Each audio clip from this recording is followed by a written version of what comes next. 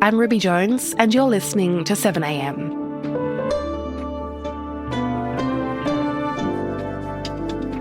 One year ago this week, 24-year-old Warlpiri man Kumanjayi White died after being restrained by police inside a supermarket in Alice Springs.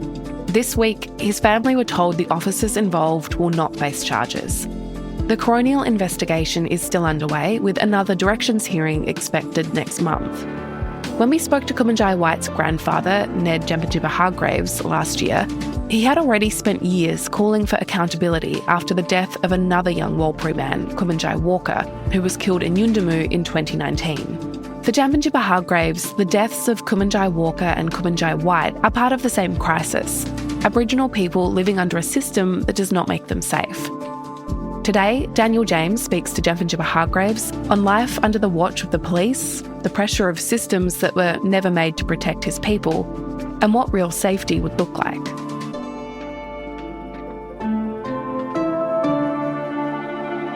It's Sunday, May 31. This episode originally aired in August 2025.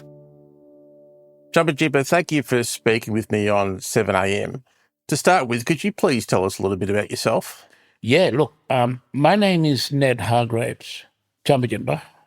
I'm a Warlpiri man. I'm a spokesman, as well as I'm a community leader of my people, my community, and I live west of Alice Springs.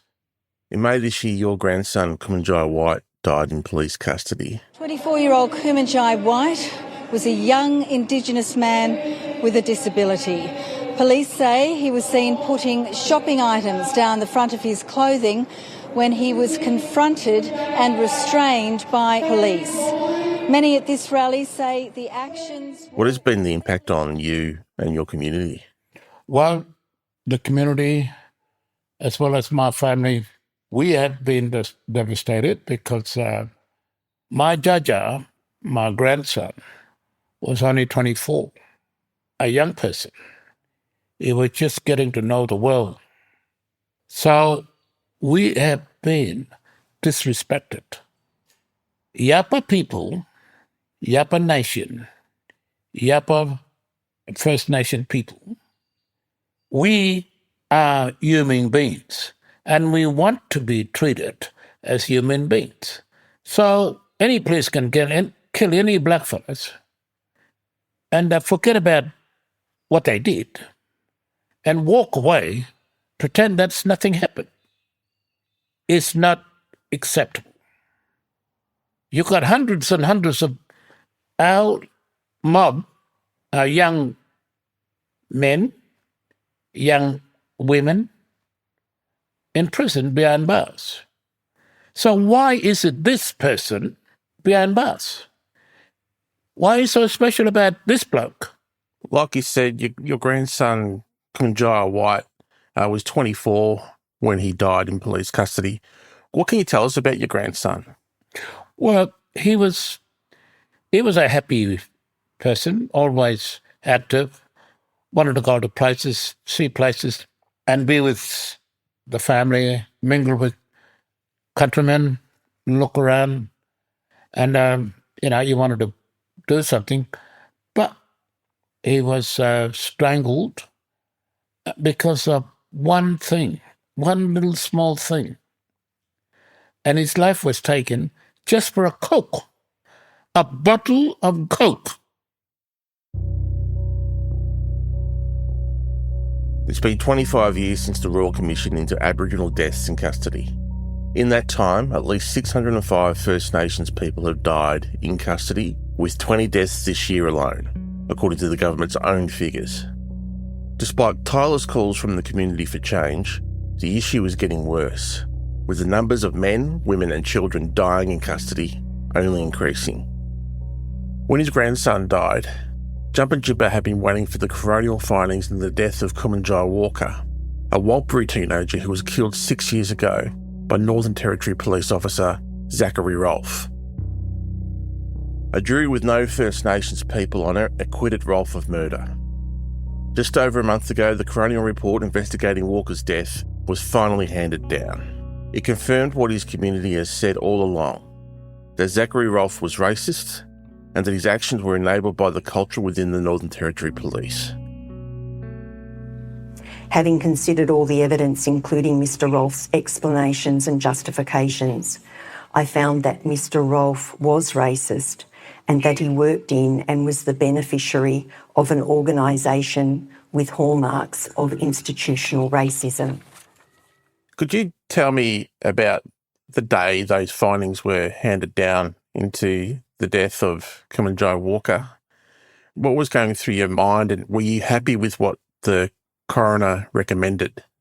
She has recommended certainly the things that we asked her to do and to find. And she done a good job. She done a real good job. I must thank her for that. She said it clear. She said it clear that the biggest discrimination as well as, the racists is in the police. Because they were telling the police, even the big bosses of theirs, they were saying that it's okay, you're doing a good job. Keep doing it, keep going like this. In the absence of appropriate oversight, Mr Rolfe's tactics were tacitly and sometimes expressly approved. The failure of NT Police to properly supervise Mr Rolfe or to rein him in contributed to a sense of impunity with which he approached his work as a police officer and emboldened his approach. It's got to stop. And this is why we're calling on the Prime Minister to come in, to step in and clean up the mess and turn it around. We, as a First Nation people, and our children do not need to be in fear. There is no need to be in fear. After the break, a message to the Prime Minister.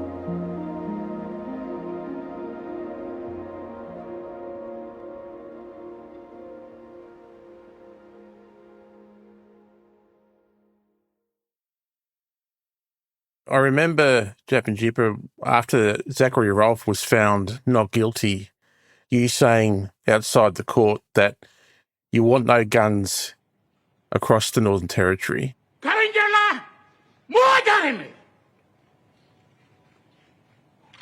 No guns. No guns in the rural remote community. We don't want no guns. Enough is enough. But since then, even more money has been poured into police in remote communities. What would you like to see instead of guns? What would you like to see from police instead of carrying guns everywhere? If they want to come in to my community, I personally would like to see police take off their guns and come to a community. Come. You are welcome. But until that happens, you are not welcome, because we do not feel safe when you're wearing guns. I've said to the acting commissioner, I want to talk to you.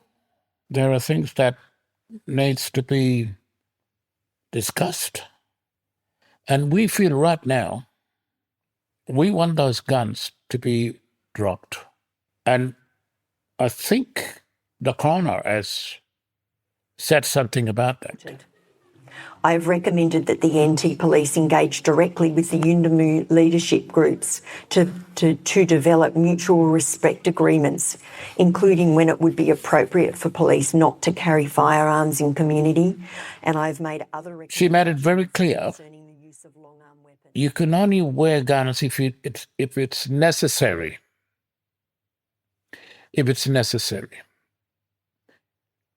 And I want to say this. If the police want to say sorry, because we don't trust anyone Any of the police, anyone, we do not trust them.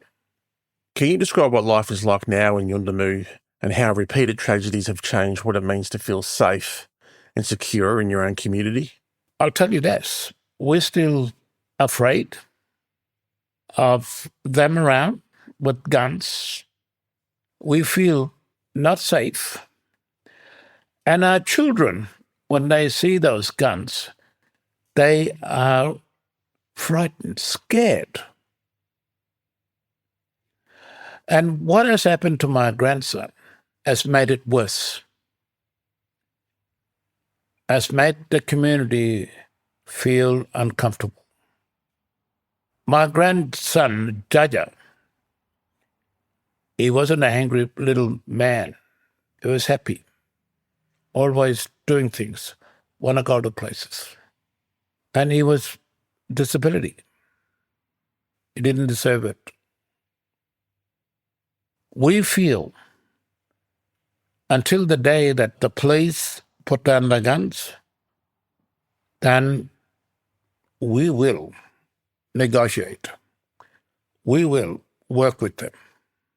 You've written to the Prime Minister, Anthony Albanese, asking him to intervene. What would you like to see from the federal government in the Northern Territory? You know as well as I know where it all starts and where it should end. First thing that we want to see, the action from the Prime Minister. We are begging the Prime Minister to come and clean up. Well, he has a job. We have voted for him. The majority of our nation people have voted him. And this is one of the big jobs. One of the first things that he needs to do is to fix up, clean up the mess. We have suffered and lost too many of our countrymen, of our mob. We're still losing our people. It has to stop. You and your community have been in a state of constant grief for years now. What would it take to go some way towards healing the pain? Yes, as you know, we are constantly devastated, as well as we mourning. We just can't take it any longer. But the only person that can actually help us is the Prime Minister.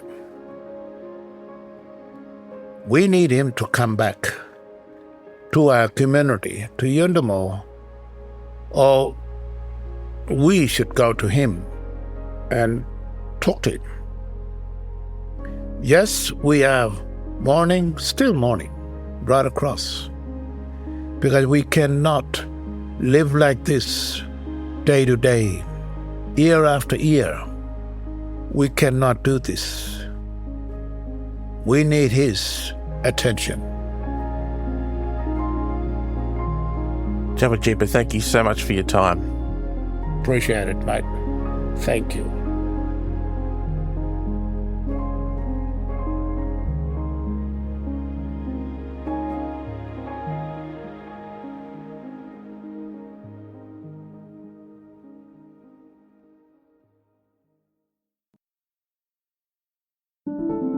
Seven AM will be back tomorrow with an episode on why the world as we know it may already be coming apart. Author Sarah Wilson argues we're living through civilizational collapse. So what do we do with that information? And how do we carry on pretending everything is fine? And this is sort of a bit of a misnomer. I think we think that collapse is going to be like the movies, people wandering around with a shopping trolley, through apocalyptic scenes. That is not how it goes. It's a very gradual at first and then a sped up sort of undoing of all the complexifying that has been happening for the last 270 years or so. I'm Ruby Jones. This is 7am. Thanks for listening.